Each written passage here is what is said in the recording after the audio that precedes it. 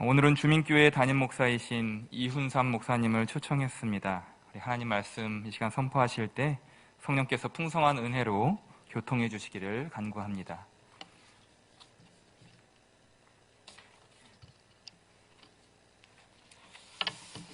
천 목사님이 제 키에 맞춰서 마이크를 잘 조정해 주셨습니다. 둔전교회에서 예배드리기 너무 반갑고요. 고맙습니다. 둔전교회 옛날 교회도 참 운치가 있었고요. 새로 교회를 또 이렇게 건축을 한 것이 저희 같은 노예의 동역자들 볼 때 큰 마음의 기쁨이 있습니다. 특별히 밤에 탄천 쪽에서 차를 제가 몰고 이렇게 고가도로 올라갈 때, 딱 올라갈 때 왼편에 둔전교회가 우뚝 서 있고, 거기에 또 네온사인으로 밝게 성남의 첫 교회, 그런 거 볼 때마다 굉장히 기장교회 목사로서 가슴이 뿌듯하고요. 성남 지역의 수많은 교회들 중에서 첫 번째 역사를 쓴 또 신교회 아름다운 신앙 고백과 전통이 살아있는 그런 교회가 우리 둔전교회라는 그런 고백을 가지고 너무나 기쁜 마음으로 다니고 있습니다. 저는 주민교회에 이제 한 9년 차 정도 됐고요, 온지. 다음 주가 우리 교회의 49주년 창립 기념일입니다. 내년에 50주년 되는데 저희도 참 많은 역사가 있었고요. 참 어려운 가운데에서 저희 교회가 그래도 지역을 섬기고 오늘까지 교회로서 있을 수 있었던 여러 가지 요인 중에 하나가 그래도 지역의 둔전교회가 오랜 역사 가운데에서 교회의 어떤 지반이 되어주고 주민교회가 처음 만들어지고 어려울 때 같이 비빌 언덕이 되어주고 그런 요소 때문에 저희 교회가 큰 빚을 지고 있다고 생각을 합니다.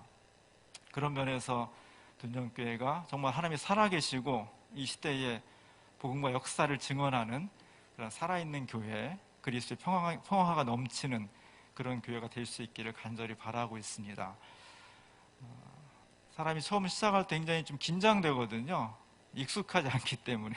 저도 30년 훨씬 넘게 예배를 인도하고 설교를 해서 늘 주일 예배 설 때마다 긴장을 해요. 더군다나 처음 있는 곳은 더 긴장하게 되고, 낯서니까, 익숙하지 않으니까. 그리고 막 두렵고 떨리는 마음으로 강단에 올라왔는데 여러분들이 찬양을 하는 모습 보니까 너무 아름답습니다. 교회가 살아있다는 몇 가지 요소 중에 빠지지 않는 것이 찬양이거든요.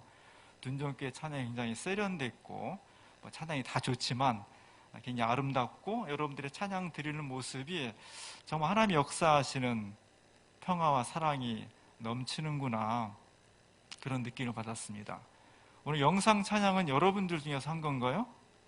예, 그러기엔 너무 세련됐다 싶었습니다. 그래서 너무 좋았는데 저는 그 세 사람 중에 맨 뒤에서 건반 치는 사람이 제일 은혜가 되었어요. 왜냐하면 앞에 두 사람은 노래하는 사람이고 한 사람은 첼로를 치니까 딱 두각이 나타나게 되는데, 사실 뒤에 있는 사람은 상대적으로 멀리 있고 건반을 치다 보니까 얼굴도 잘 뚜렷하게 드러나지 않죠. 그러나 그 사람이 음악을 이끌어가는 거예요. 교회는 수많은 사람들의 집단인데 별의별 사람이 다 있는 거잖아요. 교회는 건반 치는 사람처럼 한 걸음 뒤에서 자기 몫을 성실히 감당하는 사람이 많은 교회, 그런 사람들이 기쁘고 감사하고 행복한 교회, 그런 교회가 건강하게 됩니다. 우리 습관이 돼서 우리 둔전교회가 그렇게 사랑과 행복이 넘치는 그런 교회가 될 수 있기를 간절히 바랍니다. 구약 성경에 보면은 소돔과 고모라의 이야기가 나오고 거기에 롯의 가정 이야기가 나옵니다. 소돔과 고모라는 하나님으로부터 큰 심판을 받았습니다. 그리고 롯의 가정도 그곳에 기거하다가 꼼짝없이 정말 끔찍한 불구덩이에 심판을 받을 수밖에 없었는데 극적으로 거기서 탈출을 하게 되죠. 이 이야기는 옛날 이야기지만, 그러니까 두고두고 한 4,000년 전쯤에 일어난 이야기지만 시대 속에서 계속해서 신앙생활의 은미에 봐야 될 이야기입니다. 왜냐하면 우리도 바로 정말 소돔과 같은 세상 속에서 심판받을 수밖에 없지만 롯의 가정처럼 구원을 향해서 나아가는 사람들이거든요. 근데 롯의 이야기가 아쉽죠. 모두가 다 구원받았으면 너무나 좋은데 구원의 길을 향해서 가다가 롯의 아내가 그만 구원을 받지 못하고 소금 기둥이 되어버렸습니다. 극적인 구원이 있었지만 결말은 완성된 행복으로 끝나지 못했거든요. 하나님 말씀 가운데 살려거든 어서 달아나라. 뒤를 돌아봐서 안 된다. 이것이 하나님이 롯의 가정을 구원시키는 한 가지 조건이었습니다. 그런데 불행하게도 롯의 아내는 소돔과 고모라를 빠져나오다가 뒤를 돌아다 봄으로써 소금 기둥이 되었다 그러죠. 성지순례 가면 사해 동편 쪽에 소돔과 고모라로 추정되는 곳인데 한 여러 가지 바위 중에 하나가 마치 사람 모양처럼 하고 있다는 거예요. 그래서 여러 사람들이 저게 바로 롯의 아내가 뒤를 돌아다 보다가 소금 기둥이 된 거 아니냐, 그런 전설의 바위가 있다고 그럽니다. 우리가 이 이야기를 숙고해야 되는 것은 바로 우리의 삶의 여정, 그리스도인의 삶의 여정은 죽음 같은 세상 가운데에서 그리스도 은혜로 구원을 향해서 가는 거잖아요. 그 과정 가운데 새드 엔딩으로 끝나면 안 된다고, 정말 해피엔딩으로 끝나야 된다고요. 그럴 때 성공한 구원의 사례도 중요하고 실패한 사례도 우리에게 반면 교사의 역할을 하는 겁니다. 성경에 이러한 이야기가 있다면 그리스 신화에도 비슷한 이야기가 있어요. 오르페우스라는 신이 있었는데 신화니까 그냥 사실은 아니겠죠. 이 신은 음악의 신이에요. 너무너무 악기를 잘 다뤄서 악기를 키우는 순간 산림과 동물과 모든 존재들이 다 음악에 그냥 빠져드는 거죠. 너무너무 유명한 음악의 신이었습니다.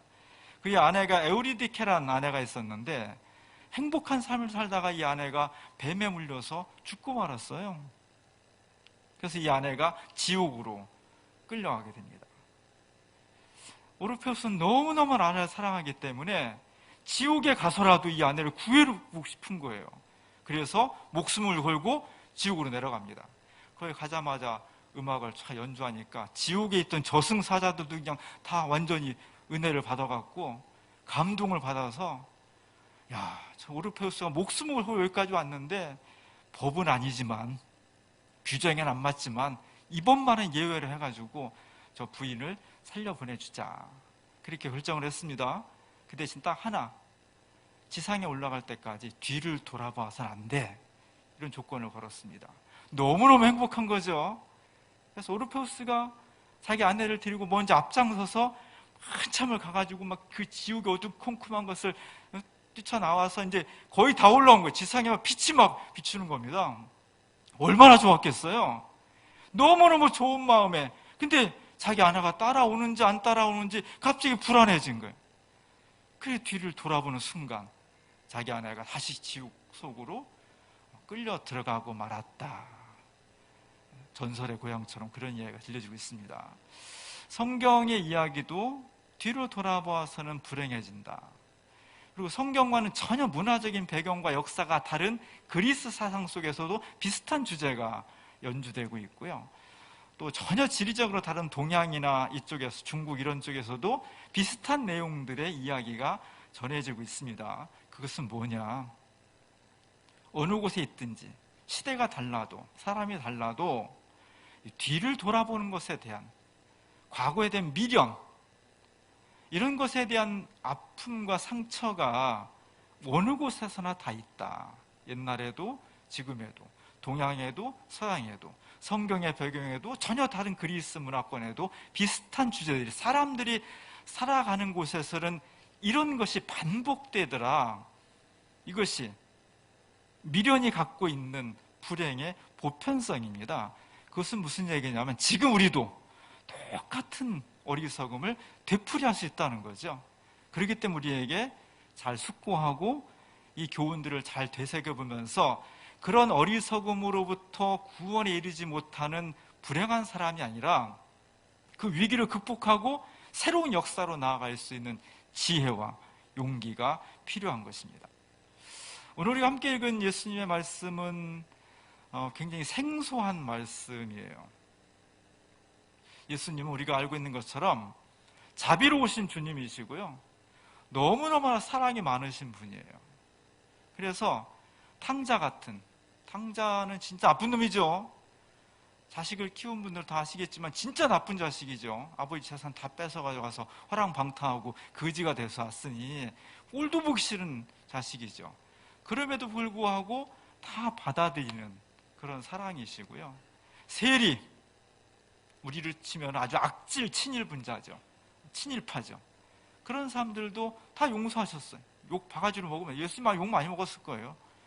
그리고 창녀, 그 시대 전체가 다 죄인으로 규정하는, 또 현장에서 간음하다 잡힌 이런 여성들, 남성들도 다 하나님의 이름으로 용서하고 인정하고 받아들이고 정말 사랑이 한이 없으신 그런 분이었습니다.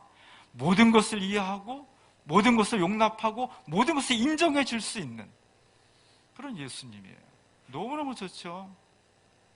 근데 오늘 복음서의 말씀을 보면은 굉장히 생소해요. 그럼 우리가 보통 알고 있는 예수님하고는 아주 다른 모습을 보여주고 있습니다. 오늘 59절부터 61절에 보면 다른 사람에게 나를 따르라 하시니 그가 이르되 나로 먼저 가서 내 아버지를 장사하게 허락하옵소서. 그랬더니 자기의 죽은 자들을 장사하게 하고 너는 가서 하나님의 나라를 전파하라 하시고, 또 다른 사람이 이르되 주여 내가 주를 따르겠나이다마는 나로 먼저 내 가족을 작별하게 하소서. 지금으로 치면 예수님 따르려고 하는데 아버지가 돌아가셨습니다. 아버지 장례 빨리 치르고 3일장 하고 그리고 바로 와서 예수님 따르겠습니다. 저는 아이고 아버지 돌아가셨구나, 어떡해, 내가 가서 문상해야 되는데 너무 바빠서 못 가서 미안하다, 얼른 하고서 충분히 여유 갖고 그렇게 따라와, 이래야죠. 당연하잖아요. 근데 예수님은 그렇게 안 했다는 거예요. 죽은 자들은 죽은 자대로 하고 넌 지금 당장 나를 따라와. 또 한 제자는 제가 예수님 따라갈 건데요, 그래도 부모님한테 간다고 작별 인사를 해야 되잖아요. 인사하고 오겠습니다. 안 된다는 거예요. 너무너무 생소하죠. 하나님 나라 일꾼으로 부름받은 사람들, 지금 주님의 나라의 일꾼으로 부른 사명받은 사람들의 모습은 급박하다는 거예요. 다 놓아야 된다는 거예요. 저는 한신대학교 1982년도에 들어갔는데요, 1학년 때 들어가니까 아무것도 몰라서 사실은 그냥 열심히 찬송하고 기도하고 성경만 알면은 그냥 훌륭한 목사가 되는 줄 알았어요. 갔더니 학교 분위기가, 한신대학 분위기가요, 뭐 사회가 어떻고 독재가 어떻고 막 처음 들어본 얘기도 너무 많고요. 굉장히 혼란스러운 분위기였습니다. 그때 이제 전두환 군부 독재가 광주 문제도 있었고 여러 가지 그 탄압을 했고 민주인사들을 잡아다가 고문도 하고 사람들 많이 죽었고요. 사람들의 어떤 분위기가 자유를 희구하는 그런 분위기였어요. 그렇게 막 억압된 그런 분위기 속에서 제가 전혀 알지 못했던 이제까지 노래책과는 전혀 다른 젊은 예수라는 노래책이 교정에 탁 배포가 됐어요. 그럼 복음성가는 어때요? 은혜가 넘치고 막 예수님 찬양하고 막 손들고 막 이런 것이 그때까지의 일반적인 모습이었는데 그 노래책에는 그런 뉘앙스가 전혀 분위기가 다른 거예요. 사회를 개혁하고 투쟁하고 뭐 이런 것들이 많이 들어서 굉장히 놀랐는데, 그 노래책에 보면 앞부분에 예수님의 모습을 4가지로 그린 4종 세트가 있었어요. 그 중에 하나가 사람이 되신 하나님, 성육하신 하나님이라는, 굉장히 인자하시고 큰 눈으로 정말 우리의 모든 것을 받아들일 수 있는 그런 예수님이셨습니다. 너무너무 멋진 분이셨고요. 근데 또 하나가 있었어요. 또 하나는 혁명가 예수라는 분이었어요. 예수님이 막 굉장히 동적이죠. 다른 모습에 비해서 다른 것은 굉장히 정적으로 그렸어요. 근데 이 혁명가 예수님이라는 분은 굉장히 막 역동적인 모습으로 그리는 거예요. 대각선을 그리고 막 머리가 막 사자갈기처럼 있고 입에서는 막 뭔가 막 그냥 시대를 향한 막 뜨거운 불 같은 게 막 토할 것 같고 눈은 막 부리부리 떠 있고 저 속에서 나오는 사람들이 막 그 말들이 사람과 시대를 막 쥐었다 폈다 할 수 있는. 지금은 제가 이제 나이가 들어서 사람이 되신 예수님 뭐 이런 좀 푸근한 예수님이 되게 좋은데요. 20대 초반에 막 새로운 변화, 민주화 열리기, 새로운 어떤 남북 통일의 열리기, 이 불의한 구조를 새롭게 막 뒤엎어버려야 되는 것이 진리다라는 그런 공기가 막 팽배했던 그런 시대의 청년들에게 매력적인 것은 혁명가 예수였습니다. 뭔가 막 변화될 것 같은, 새로운 역사를 단행할 것 같은 그런 어떤 분위기를 잘 표현한 그림이었습니다. 그런 예수님께서 우리에게 말씀하시는 것은 결단하라는 거죠. 오늘 말씀처럼 이거다 저거다 막 우왕좌왕하지 말라는 거예요. 이럴까 저럴까 막 그러지 말라는 겁니다. 하나님께서 우리에게 요구하시는 것이 무엇인지를 명확하게 우리가 인식하고 그것을 향해서 결단하며 나가라는 거예요. 그래서 오늘 우리에게 참 곤혹스러운 말씀해 주고 있어요. 62절에 보면 손에 쟁기를 잡고 뒤를 돌아보는 자는 하나님 나라에 합당하지 않다. 소돔과 고모라를 떠나려고 했으면 명확하게 그쪽으로 가는 것이 미련을 가져서는 미련한 사람이 된다는 거예요. 하나님 나라를 위해서 정말 우리가 어떻게 살아야 될 것인지, 우리가 하나님의 뜻으로 세상과 함께 융합하며 살아가는 것이 필요하지만 어떤 때는 하나님이냐 우상이냐, 세상이냐 신앙이냐, 재물이냐 진실이냐 이런 것들을 명확하게 한쪽을 선택해야 될 때가 온다는 거예요. 예수님이 불효자시겠습니까? 예수님이 잃는 도덕이 없는 사람이겠습니까? 그러나 하나님 나라에 초청받은 사람들은 명백하게 그것이 차가울지라도 하나님 뜻에 자신의 삶을 걸 수 있는 용기와 결단이 필요하다. 그런 이야기를 오늘 복음서에서 해주고 있는 겁니다. 우리 이 말씀을 잘 새겨 듣고 우리의 신앙의 결단을 잘 해야 돼요.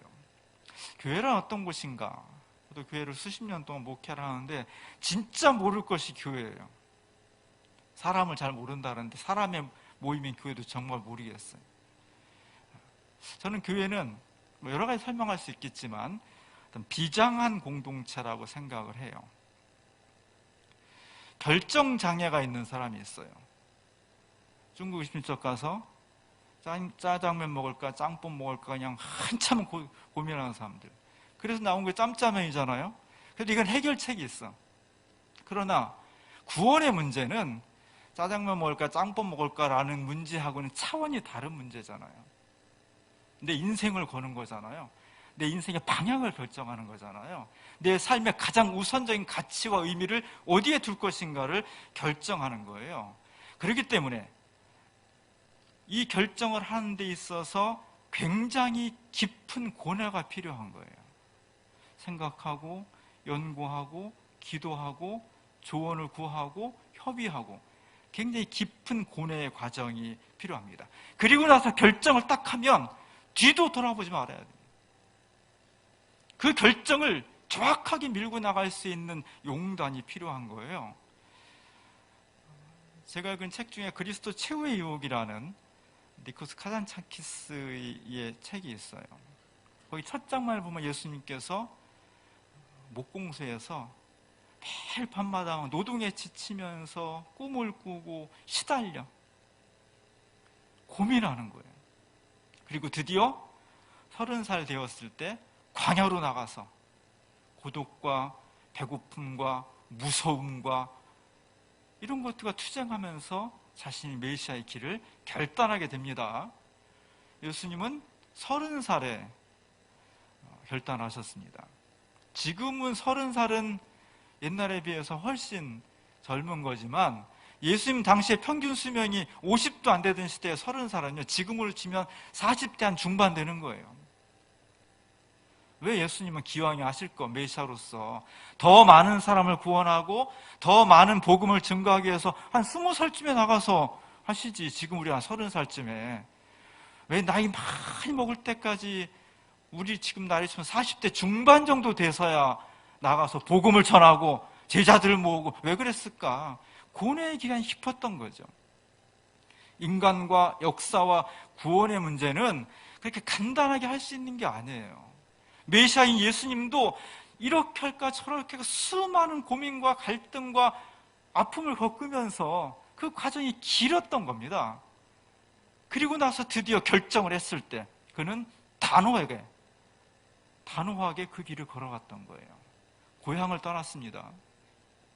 고향은 자신이 삶을 살고 있는 둥지 같은 거예요. 자신의 보호막이에요. 고향을 떠났습니다.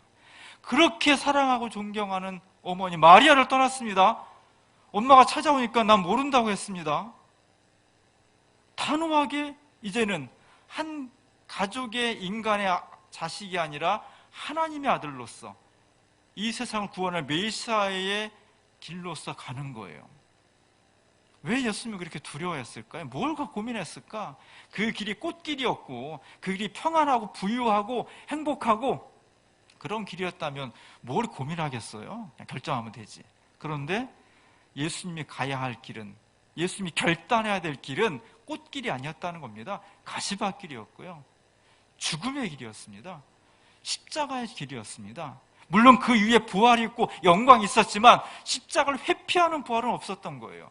죽어야 다시 사는 거예요. 이걸 결정하기가 너무너무 힘들었던 겁니다. 그러나 일단 결정했을 때 주님은 정말 뒤도 안 돌아보고 십자가를 향해서 돌진을 했습니다. 기독교 신앙은 직진의 성격이 있어요. 태초에 창조가 있고 끝에 종말의 완성이 있는 겁니다. 인간이 태어나면 시간을 따라 쭉 가서 나중에 죽는 거예요. 기독교의 시간과는 직진성입니다. 요즘 우리 젊은 사람들 뭐 환생을 했네, 뭐 내가 전생에 어떻네, 다음 생에 태어나, 이건 사실 기독교적인 세계관은 전혀 다른 거예요. 기독교적인 세계관은 처음과 끝이 있고 한쪽을 향해서 직진으로 나가는 그런 성격이 있는 겁니다. 우리가 앞으로 나아갈 때 결단을 하고 깊은 고뇌가 있었지만 하나님 앞에 내가 결단했을 때 그때는 뒤돌아보지 말고 목표를 향해서 가는 거예요. 뒤를 돌아보는 사람은 행복한 신앙이 될 수 없다는 것입니다. 그래서 기독교의 교회 공동체는 기쁘고 감사하고 유쾌하고 그런 성격이 있지만 동시에 비장한 아름다움이 있는 거예요. 여러분 다 목숨을 걸고 예수를 믿는 것이지, 예수 믿고 나 잘 살고 행복하고 아무 시련 없고 그런 마음이지만 그것만 가지고 예수를 믿을 수가 없는 거예요. 내 앞에 십자가가 있지만 그 십자가를 믿음으로 수용하겠다는 고민 끝에 내린 결단이 이 공기 속에 있어야 돼요. 그래서 한편은 유쾌하기도 하고 그 속에 단순히 가벼운 것뿐만 아니라 그 속에 비장한 결심이, 결단이 있는 것이 교회 공동체의 특성입니다. 오늘 예수님께서 우리를 십자가의 길에 초청을 하셨어요. 그리고 우리는 그 초청을 받아들인 사람들입니다. 이 길을 가다가 예수님 때문에 고난을 받기도 하고요. 교회 안 다녔으면 속 안 상할 일도, 교회 다니는 것 때문에 속상한 일도 있어요. 예수님만 아니라면 그냥 훌훌 털어버리면 돼요. 그러나 우리가 주님을 사랑하기 때문에, 예수 그리스도의 이름으로 보인 이 교회 공동체를 사랑하기 때문에 아프고 상처받으면서도 여기 오는 거예요.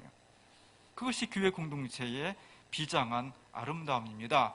이것을 가는 사람에게 마지막 주님께서 부활의 영광으로 응답해 주신다는 거예요. 우리 주님께서 우리에게 그 길을 오라고 초청해 주셨습니다. 그리고 여러 가지 어려움이 있지만 우리는 그것에 응답한 사람들입니다. 이제 우리는 오직 주님께서 걸어가신 십자가와 부활의 길을 바라보면서 직진하는 거예요. 여러 가지 이유가 있겠지만 그러나 하나님의 음성 가운데서 우리가 직진하는 거예요. 그 결단, 그 용기, 그 신앙 속에 하나님께서 새로운 인생의 역사를 열어주신다는 겁니다. 신앙은 그것을 믿는 거예요. 우리 둔정교회가 새 역사를 만들었으면 좋겠습니다. 우리 둔정교회가 사랑과 평화 넘치는 예수 그리스도의 공동체가 되었으면 좋겠습니다. 뒤가 아니라 앞을 바라보면서 주님께서 이끄시는 대로 그것은 꼭 잡고 나아갈 때 우리 하나님께서 우리에게 놀라우신 은혜로 응답해 주실 줄로 믿습니다. 기도하겠습니다. 은혜로우신 하나님, 우리를 주의 자녀로 불러주셔서 너무 감사합니다. 주의 길을 따라갈 때 여러 가지 어려움이 있고 고뇌와 아픔이 있지만 주님 나라에 선교하는 동역자로 부름받은 저희들 예수 이름으로 결단하며 주의 뒤를 끝까지 최선을 다해 따라갈 때 십자가와 부활의 영광에 이를 줄로 믿습니다. 우리 모두의 흐트러진 마음들을 다시 잡아주시고 주님 나라에 초청받은 사역자들로서 그 일에 최선을 다할 수 있는 하나님의 자녀들 되게 하옵소서. 예수님의 이름으로 간절히 기도합니다.